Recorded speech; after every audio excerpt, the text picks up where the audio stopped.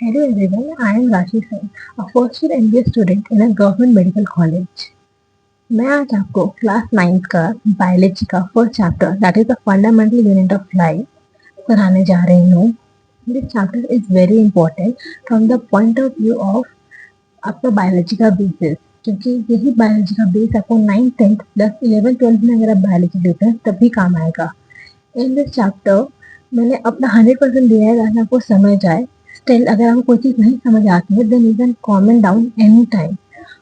और if you find this video even a little helpful or worth watching, please subscribe the channel and like my videos.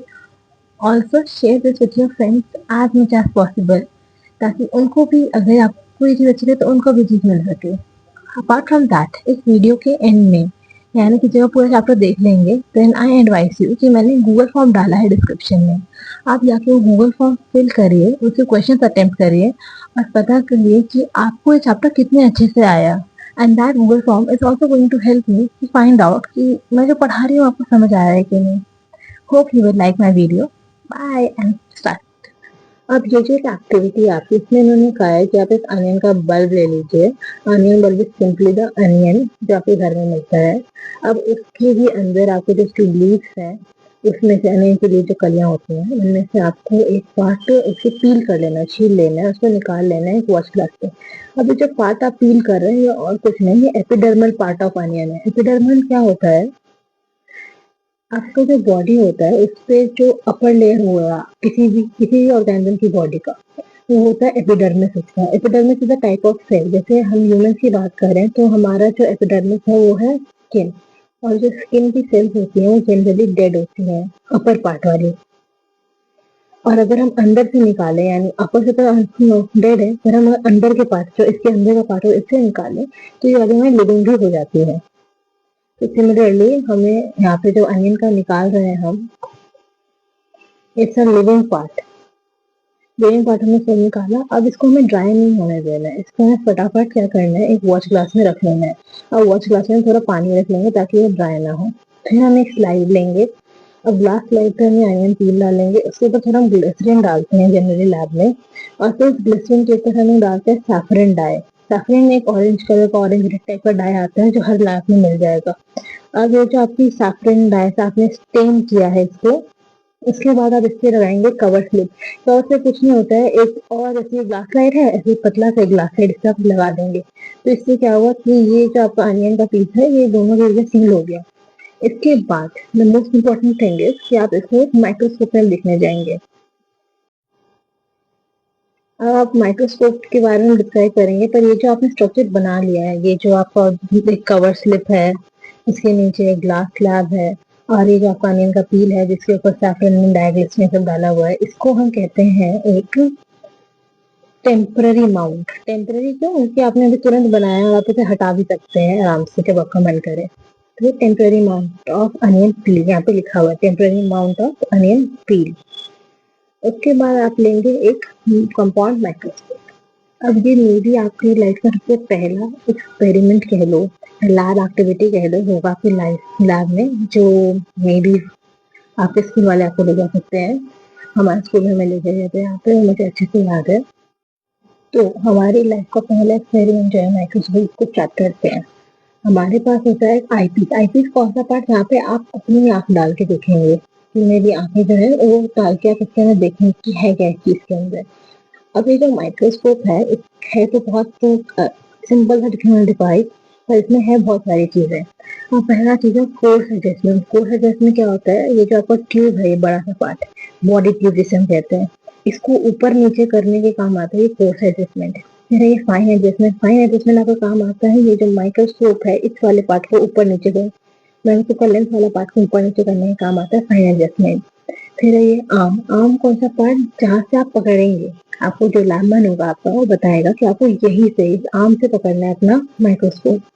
उसके बाद है आपका objective lens. अब objective lens से depending on microscope बहुत सारे पावर्स का आता है. इंटू 5 भी आता है, इंटू 10 भी आता है, इंटू 100 भी आता है. डिपेंडिंग ऑन आर नीड हम ये लेंस स्विच कर सकते हैं. यहाँ पे 2 लेंस है यानी इसकी 2 कोई पावर्स होंगी. उसके बाद है स्टेज. स्टेज वो पोर्शन जहाँ पे हम अपना जो हमारा ये टेम्परेरी माउंट है वो रखेंगे. Swivel swivel is screw of stage और उसका, इससे स्टेज अटैच होता है मेन माइक्रोस्कोपिक बॉडी से। फिर यहाँ पे हमारे पास एक मिरर है। अब मिरर का क्या काम, मिरर का काम ये कि जो बाहर से हमारी कोई लाइट है, अब हमें देखना है कोई चीज, तो लाइट तो चाहिए ना, रिफ्लेक्शन चाहिए हमें, तो हमें उसके लिए बाहर से हमारे यहाँ पे सनलाइट हो सकता है या फिर ट्यूब लाइट हो सकता है, वो वाली लाइट इसको हम देंगे। तो अब ये सारी लाइट कलेक्ट करेगा ये मिरर, और फिर से कंडेंसर जहाँ पे लिखा है इस पार्ट पे सारा लाइट कंसेंट्रेट कर देगा।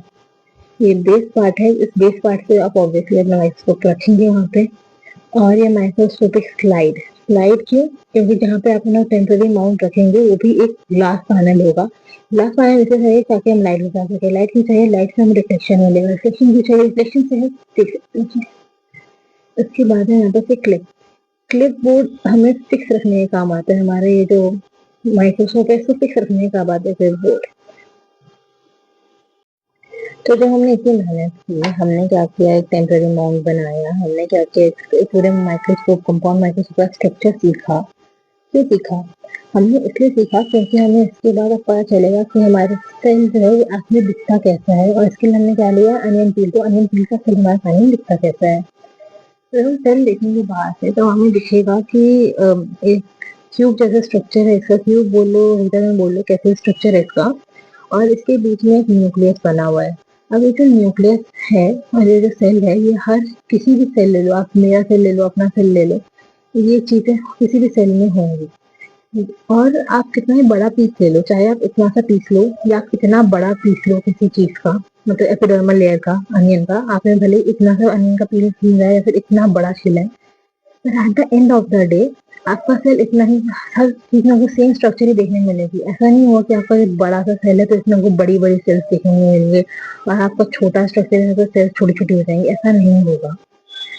और ऐसा जरूरी नहीं कि अनियन में ही अनियन के साइज के ही सेल्स होंगे और ह्यूमन में उससे बड़े सेल होंगे कि ह्यूमन बड़े हैं, नहीं।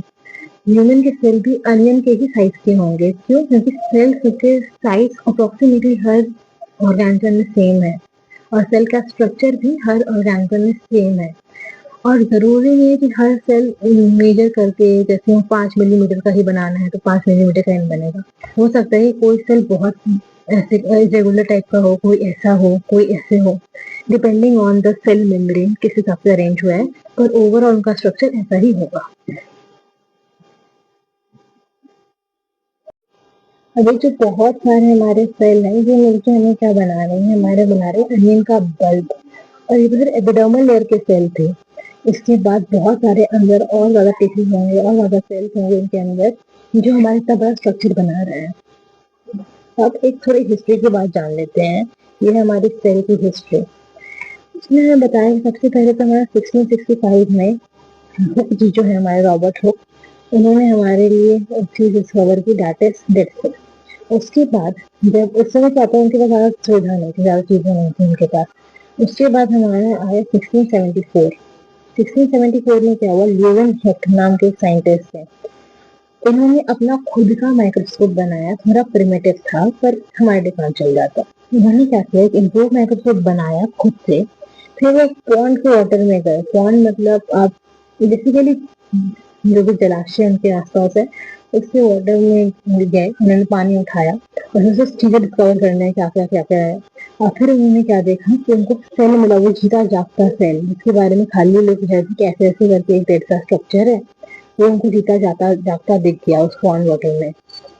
तो इसलिए वो क्रेडिट दे दिया हमने डिस्कवरर ऑफ लिविंग सेल। कौन है हमारा discover of living cell, that is Leeuwenhoek. फिर हमारे पास है रॉबर्ट ब्राउन। अब Robert Brown prominently known for Brownian motion। अब Brownian motion मतलब टेढ़ा मेढ़ा मोशन, पर इस चैप्टर में क्योंकि हम सेल की बात कर रहे हैं, उन्होंने क्या किया, न्यूक्लियस डिस्कवर किया। उन्होंने बोला कि हाँ भाई ठीक है, थोड़ा सेल आके अच्छी बात है, पर इसके पीछे में बहुत कंडेंसी बॉडी है, ये क्या है। तो उन्होंने 1831 में एक न्यूक्लियस भी डिस्कवर कर दिया। देन हमारे पास 1839 में आए परकिंजे। परकिंजे जी ने क्या किया, प्रोटोप्लास्ट टर्म कॉइन की। प्रोटोप्लास्ट में क्या होता है हम आगे पढ़ेंगे, फिलहाल यहाँ पे याद रखना, इन्होंने टर्म कॉइन की प्रोटोप्लास्ट परकिंजे ने। और फाइनली जब इन्होंने छोटी छोटी छोटी छोटी चीजें हमें बताने लगे तो हमारे पास आई एक cell theory. Now cell theory is very important part आपकी अभी से नहीं पूरी क्लास 12।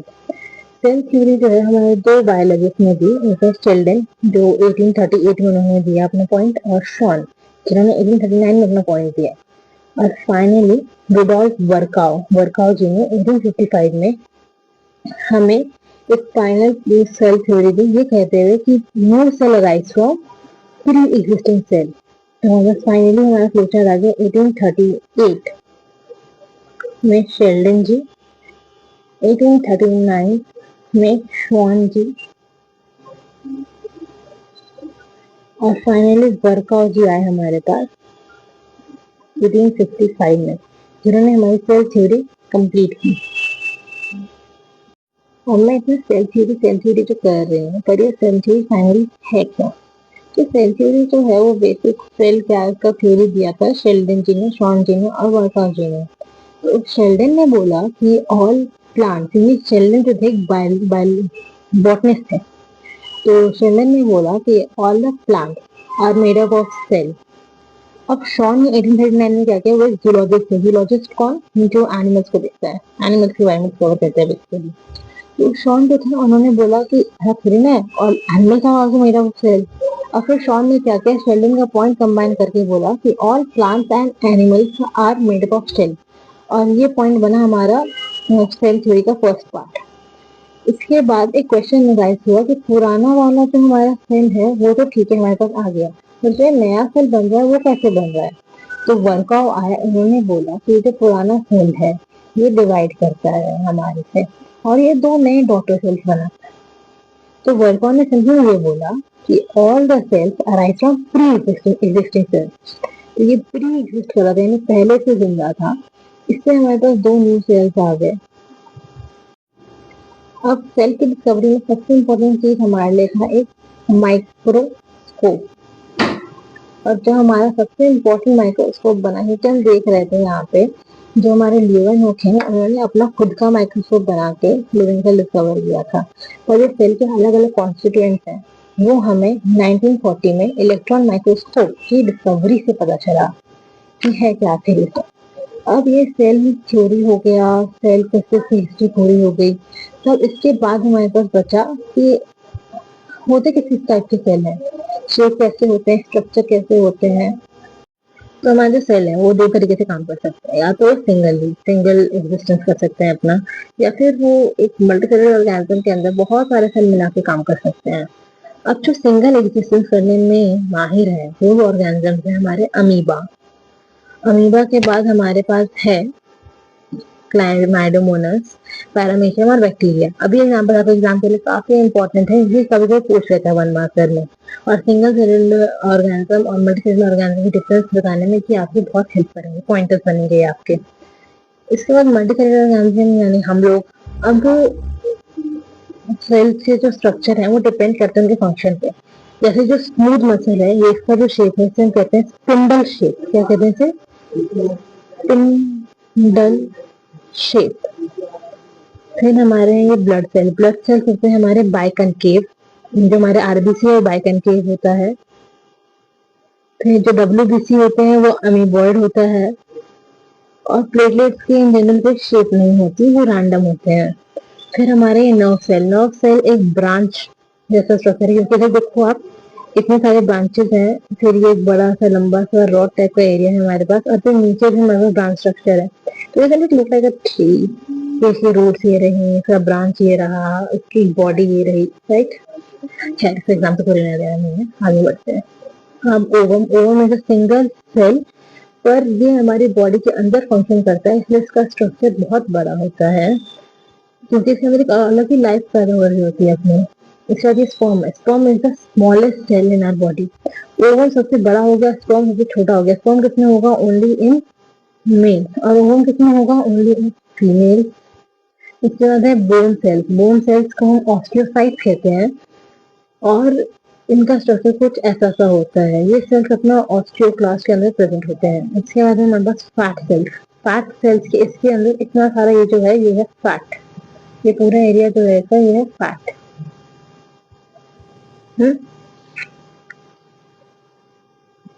तो अच्छी तरीके से ये जो सेल के स्ट्रक्चर है ये डिपेंड करता है कि वो कौन सा काम कर रहे हैं, उस पर डिपेंडेंट होता है सारा चीजें।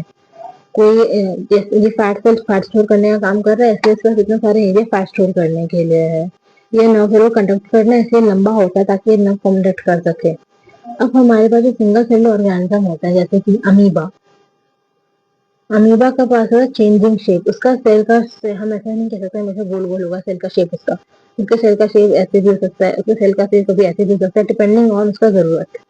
वो सेल का शेप चेंज करता रहता है। और जो नर्व सेल होती है उसका शेप हमेशा सेम होता है, पर्टिकुलर होता है, पेक्युलर होता है, जो ऐसे ब्रांच वाला शेप ही होगा उसका। उसका कोई और शेप आपको दिखेगा नहीं।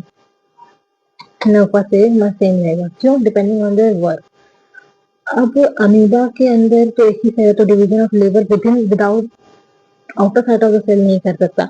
पर जो हमारा नर्व सेल है इसके लिए एक मल्टीसेलुलर ऑर्गेनिज्म का पार्ट है, इसलिए डिवीजन ऑफ लेबर शो करता है। पर एक बात बताओ, अगर यहाँ पे हमारे पास एक ही सेल है तो हम क्या बोलेंगे? कभी इसके डिवीजन ऑफ लेबर से देखा ही नहीं होगा। गलत बात, इसने देखा है। इस सेल के अंदर ही ऑर्गेनेल्स हैं बहुत सारे। इस सेल के अंदर हमारे पास न्यूक्लियस है, हमारे पास बहुत सारे ऑर्गेनेल्स हैं जो इसकी हेल्प करता है टू लिव सिंगली। समझे? जैसे हमारे पास हमारी ह्यूमन बॉडी ले लो, हम पर्टिकुलर एक एक इंसान भी सर्वाइव करते हैं ना। कैसे करते हैं? हमारे पास एक हार्ट है जो पंप करता है, थोड़े ब्लड हैं जो सर्कुलेट करते हैं हमारे बॉडी में। ऐसे हमारे पास बहुत सारी चीजें हैं जो हमें सर्वाइव करने के लिए हेल्प करती हैं। सिमिलरली एक सेल के पास भी ऑर्गेनेलीज होती है।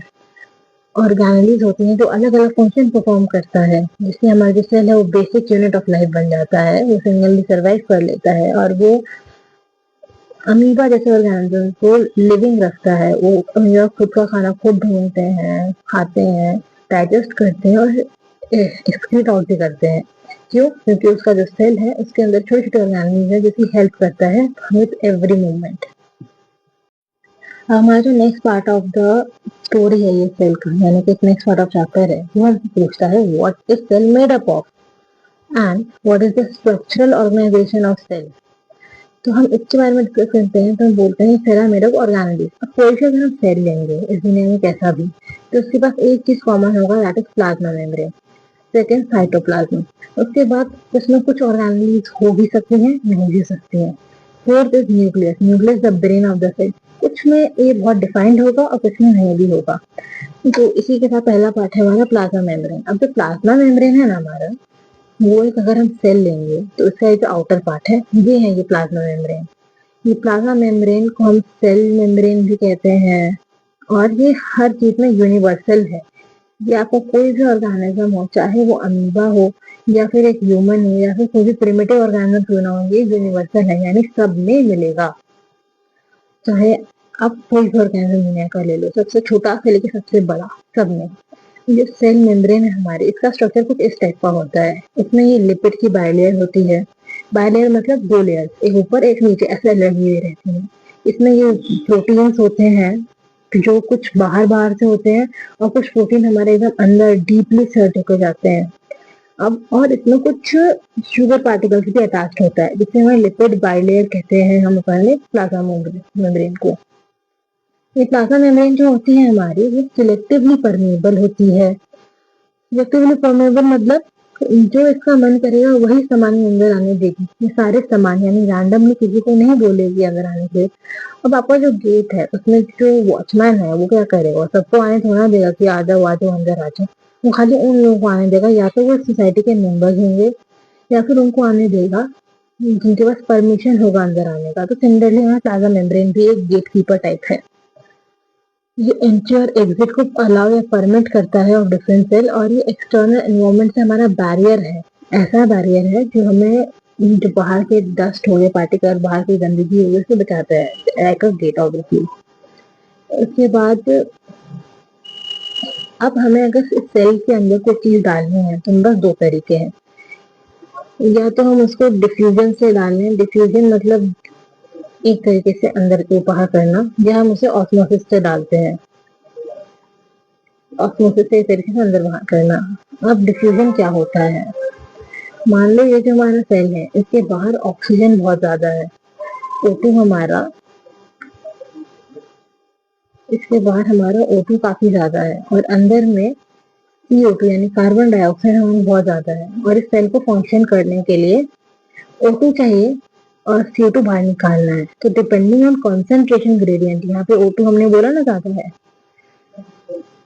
तो O2 हमारा अंदर जाएगा सेल के और CO2 हमारा बाहर आएगा।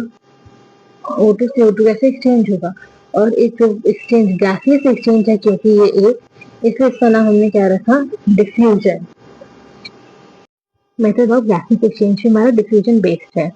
सिमिलरली ऑक्सीजन जो है वो सेल में तभी एंटर करेगा जब उसका level of concentration inside the cell कम होगा, और जब वो बाहर निकलेगा तब उसकी कंसंट्रेशन ज्यादा होगा। जनरली ऐसा होता नहीं है, क्योंकि हम क्या करते हैं, O2 यूज करते हैं टू जनरेट एनर्जी और CO2 निकालते हैं एज अ बाय प्रोडक्ट या वेस्ट प्रोडक्ट।